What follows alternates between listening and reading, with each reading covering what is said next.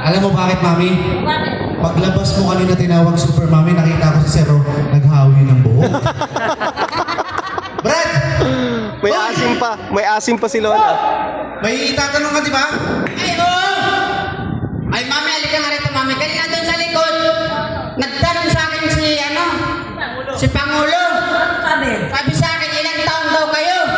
76 na ako. Wow! Ayaw, palakpakan Kahit natin. na itong Super tatay ko, Mami, grabe. 76 na.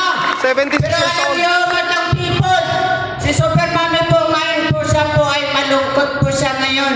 Oo, siyempre. Pero hindi ako nagpapakita sa mga ating mga audience kasi siyempre nasa show ko eh. Pero talagang meron ako problema.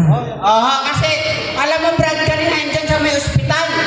Tumawag sa akin yung lola ni Mami. Oo, yung doktor tumawag sa akin. Alam mo sabi sa akin, sabi niya yung lola doon ni Mami nasa ospital. Ayun, nakakalungkot talaga. Ba't ano bang ginagawa sa ospital? Oo, kasi daw Brad, mga